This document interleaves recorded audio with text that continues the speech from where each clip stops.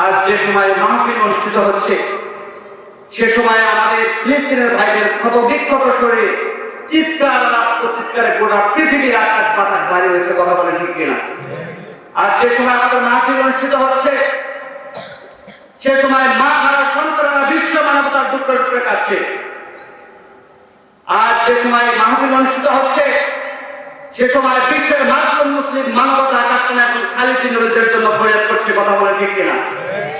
দীর্ঘ ৭০-৭৫ বছর ধরে বিশ্ব শান্তির বিশ্বরা পৃথিবীর একমাত্র অবৈধ রাষ্ট্র ইসরায়েল অন্যায়ভাবে জোরপূর্বক ফিলিস্তিনের ভূখণ্ডকে দখল করার জন্য আমাদের মুসলিম ভাইদেরকে পাখির মতো গুলি করে মারছে, কথা বলেন ঠিক কিনা? ফিলিস্তিনের ছোট ভাইদেরকে শিশুদেরকে কুরবানির পশুর মতো তারা জবাই করছে, অসংখ্য অগণিত মা বোনের ইজ্জত তারা লঙ্ঘন করেছে, কথা বলেন ঠিক কিনা? সম্মানিত ভাইয়া, আমাদের প্রিয় ভাইয়া দীর্ঘ প্রায় ৭০-৭৫ বছর যুদ্ধকে টিকে রেখে ফিলিস্তিনের প্রিয় সংগঠন আমাদের মুজাহিদ ভাইয়েরা ইসরায়েলের চাদরকে পদদলিত করে তাদের নিজস্ব প্রযুক্তিতে বাড়ানো অস্ত্র দিয়ে ২৫ মিনিটের যে অপারেশন তারা চালিয়েছে, পৃথিবীর সমস্ত নাস্তিকদের ঘুম হারাম হয়ে গিয়েছে। তারা অন্তত এইটা বুঝতে পেরেছে যে যেদিন এই ২৫ মিনিটের সক্ষমতা ২৫ দিনে পৌঁছে বেশি পৃথিবীর জমিন থেকে ফিলিস্তিনের জমিন থেকে ইসরায়েলের সৈন্যরা পালাতে বাধ্য হবে, কথা বলেন ঠিক কিনা? প্রিয় ভাইরা, আমার আফসোস লাগে, দুঃখ লাগে,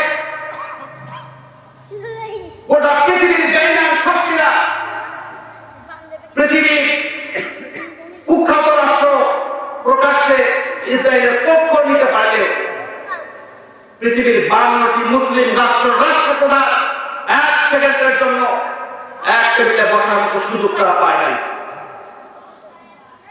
সম্মানিত ভাইয়েরা, কারণ হল অধিকাংশ মুসলিম দেশের রাষ্ট্রপ্রধানগুলো হচ্ছে ক্ষমতার অধিক গাদ্দার মুনাফিকের হারামখোর, কথা বলেন ঠিক কিনা?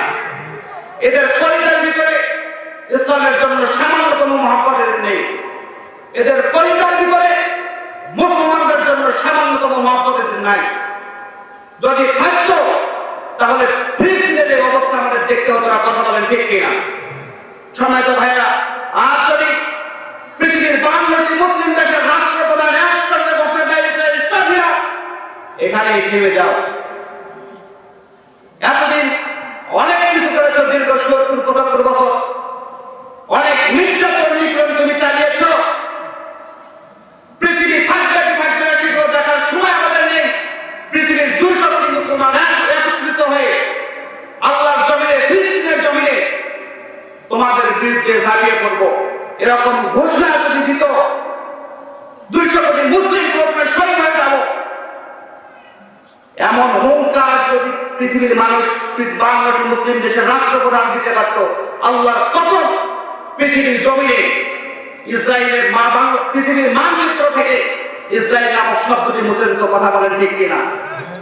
সম্মানিত ভাইরা, আমাদেরকে মনে রাখতে হবে পৃথিবীর ইতিহাসে মুসলিমদের রক্ত খেয়ে কেউ হজম করতে পারে নাই, কথা বলতে হবে, সাহস দিতে হবে।